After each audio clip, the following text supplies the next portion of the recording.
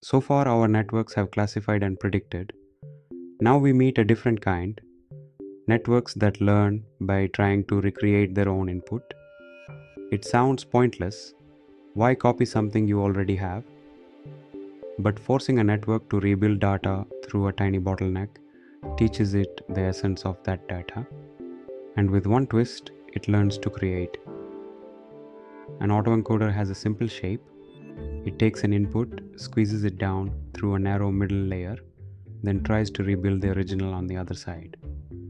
Input and target are the same thing. The trick is that narrow middle, the bottleneck, which is far too small to hold a full copy. So the network can't just memorize, it must compress. It's two networks back to back. The encoder takes the input and compresses it into a small vector. The latent code, the decoder takes that code and expands it back into a full reconstruction. Encoder squeezes, decoder rebuilds, train them together to make the output match the input as closely as possible.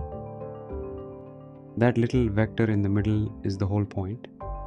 To rebuild the input from so few numbers, the encoder is forced to keep only what matters, the essential features, and discard the noise.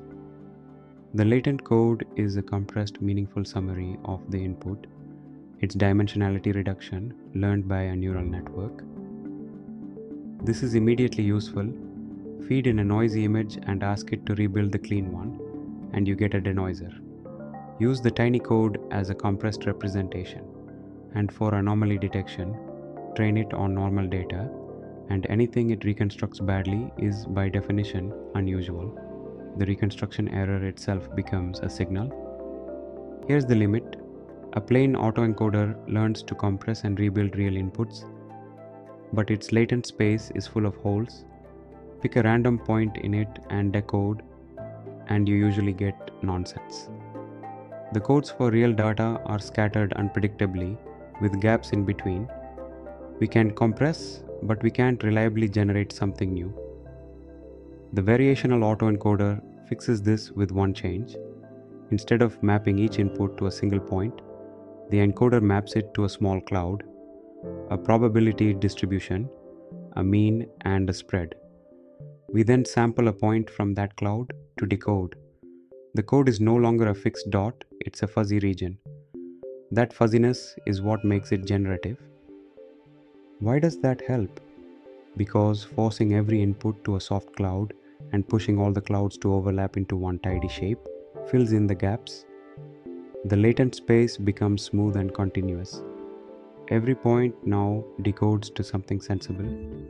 Move a little in the space and the output changes a little. No more holes. And now generation just works.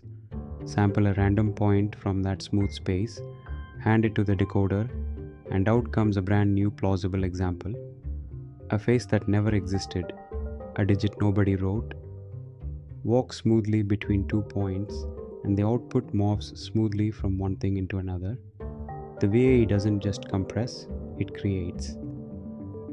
A VAE trains on two goals at once. 1. Reconstruct the input accurately. 2. Keep the latent clouds close to a simple standard shape, so the space stays smooth.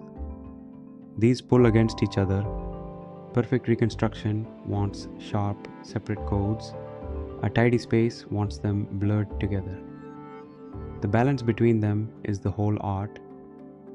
VAEs gave us a clean, principled way to learn a meaningful latent space and sample from it. Their images tend to be a little soft compared to sharper rivals, but the idea, encode to a smooth distribution, decode to create, runs deep. That latent space thinking shows up again inside today's image generators, including diffusion models. Step back and the arc is elegant. Squeeze data through a bottleneck and you learn its essence.